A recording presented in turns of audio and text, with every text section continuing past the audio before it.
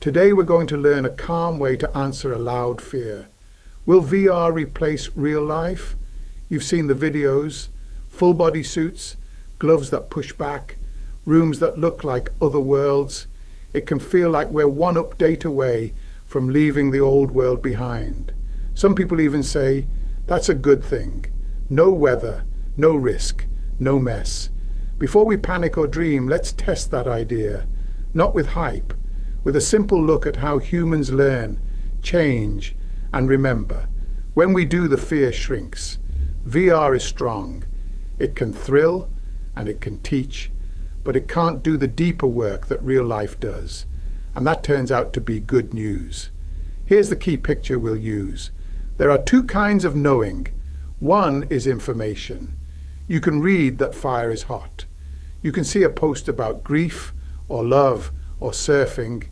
The other is experience. You touch the pan and jump. You hold a crying child. You get dragged by a wave. Information is a map. Experience is the territory. Maps can be excellent. They can get better and better, but they never become the land itself. This difference is not fancy. It's about habit. Your mind builds belief and skill by bumping into the world again and again until a pattern sticks. You don't reason your way into trust. You acquire it. That's why a child who hears 100 rules about bikes still wobbles, and a child who rides 100 minutes gains balance without a word. With that in mind, let's walk through the main reasons virtual worlds can't replace life, even when they feel intense. First, the stamp of reality. Real life has a special weight. It includes your whole body. Your lungs work. Your knees ache on the hill. Your skin feels the wind. You smell the rain on hot pavement. You can't mute any of that. Friction is everywhere. Doors stick, cats ignore you. Strangers frown back. The world pushes. That push shapes you. The body is not a backpack for the brain. It's part of how you think and judge. Try this. Carry a glass of water across a crowded room. Notice how your attention sharpens. Your feet find gaps without words. That carefulness is not a concept you memorized. It's a live skill that runs through your muscles. Screens can show a crowd and a cup.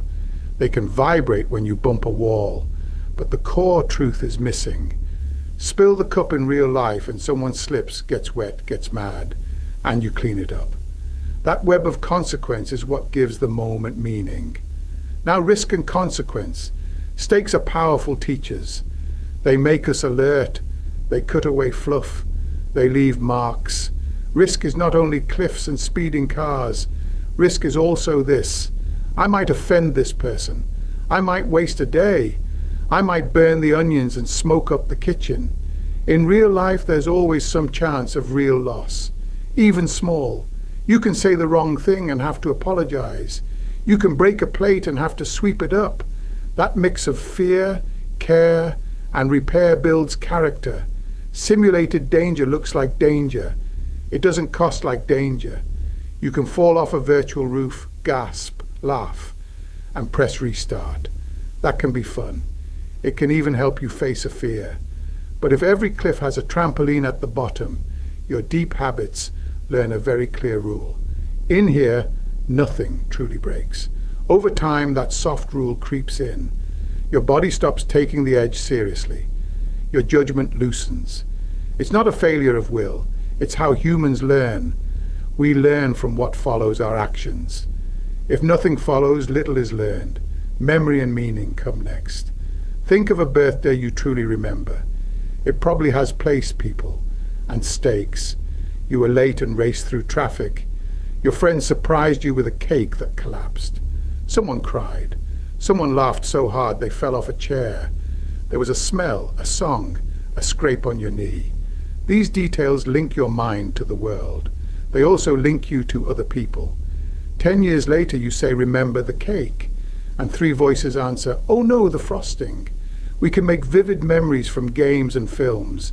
A great story can move you to tears. A headset can make your stomach drop. But meaning grows roots when life leaves residue. A scar on your elbow, a dent in your bike, A new habit of locking the back door because you once forgot. A neighbor who waves because you helped with their groceries. The test is simple. What changed after you took off the headset? What changed for other people? If the answer is nothing, the memory floats. It can still be sweet. It just doesn't carry you as far. Here's another way to see it. Imagine two bridges. One is in a simulator. One is across a real creek. You walk both. Which walk will shape your courage next week? The simulator may be higher and scarier, but your legs know deep down that the simulator has a hidden net. Your attention acts different when you know a choice can't stick. That difference doesn't go away as the graphics improve. It's not about pixels, it's about consequence. You can trick the body for a while. First-time VR users sometimes try to sit on a virtual chair and fall, but repeat the scene, and your body learns the true rule of that room. Chairs don't hold. You'll reach out less. You'll brace more. Your habit retunes to the pattern that actually happens. That's how belief works. It belongs to practice, not to promises. So where does this leave us? It would be a mistake to hate screens. They're not the enemy. The right use of simulation is to assist life, not to replace it. A map helps you go hiking. It shouldn't become the whole trip. A flight simulator is amazing. It lets pilots rehearse storms so they can land safely when clouds are real. A therapist may use a headset to help a person with a fear of heights take the first small steps. An artist can prototype a sculpture at full scale. A family far apart can share a space for a while and point at a floating planet together. These are beautiful uses. They send you back outside, better prepared. Here's a helpful rule of thumb. Ask if a screen is a springboard or a sinkhole. A springboard throws you into a real action. A recipe video that leads to onions on a cutting board, hands sticky with dough, and friends at the table is a springboard. A sinkhole keeps you scrolling and leaves nothing changed at the end but the hour. Aim your tools at springboards. Let me offer some practical ways to protect real experience in an age of simulation. You don't need to move to the woods. You need regular contact with the world that fights back a little. Try this simple daily rule. Spend a small, honest slice of every day with your body doing a task that matters. 10 to 30 minutes is a good starting point for most people. Sweep a floor, water a plant, cook eggs, walk to a mailbox in the rain. Pick one thing you can point to at dinner and say, I did that. Each week, take on a modest risk with a concrete outcome. Repair something cheap before you fix something dear. Learn a song and play it for a friend, even if your hands shake. Ask a question that could be awkward but kind. Go to a local class. Plant herbs and see which ones die. The point is not thrill, it's contact and consequence. Each month add a new place to your feet. A hill, a museum, a pond, a street fair. Bring another person when you can. Notice how the trip changes your talk. Screens can suggest the idea. Let your legs close the loop. Make and maintain things. A simple shelf. A bike chain cleaned. A sweater mended badly and worn anyway. Craft is patient risk. You'll measure wrong. You'll sand again. You'll learn the quiet joy of tools. This builds the kind of memory that changes who you're, not only what you've seen. Protect eye-to-eye time. Not every friendship needs weekly coffee, but no friendship can live on messages alone. Plan a walk, it can be short. Real presence grows trust. You can feel when a person is tired or holding back in ways that text can't show. That feeling is part of how you become careful and kind. Add friction to your feeds. Put your headset and controllers in a box on a high shelf. Sign out after use. Charge only when needed. Simple speed bumps nudge you toward intention. You're not weak for needing them. You're human.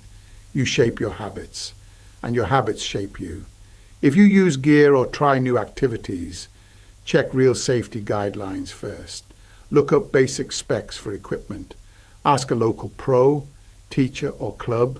Follow local rules and code requirements where they apply. The calm way is the safe way. Now, how do we judge the next big announcement? Here's a quiet method. Don't trust the first rush. First passes are noisy. Wait a little. Then compare. Compare what the tool does to the real thing over time. Ask people who have used it across many weeks, not just one day.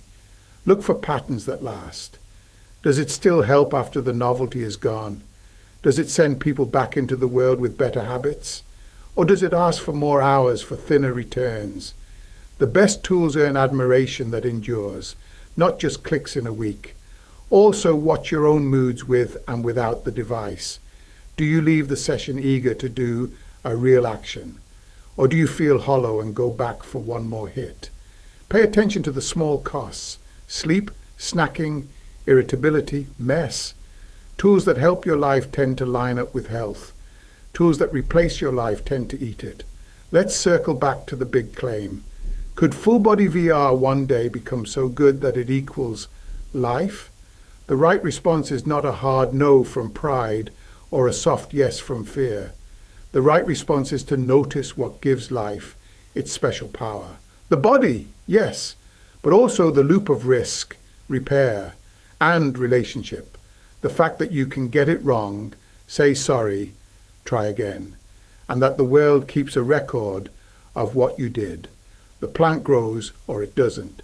The shelf holds or it falls. Your friend trusts you more or less. This long conversation with the world is what forges character. The headset can join that conversation. It can't replace it. There's hope in this. You don't need to run from technology. You can invite it in like salt in a meal. Use it to season practice, not to stand in for food. Let it teach, point, and rehearse.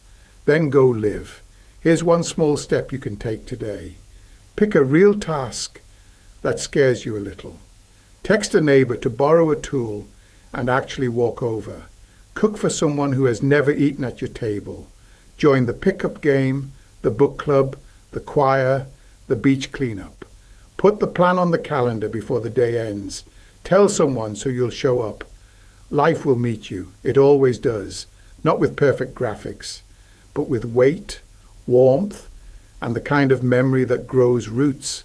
That's something no server can host for you. If this helped you breathe a little easier, subscribe for more calm lessons. Share this with a friend who loves gadgets and life. And tell us in the comments one real thing you'll do this week. I will read them, and I will cheer you on.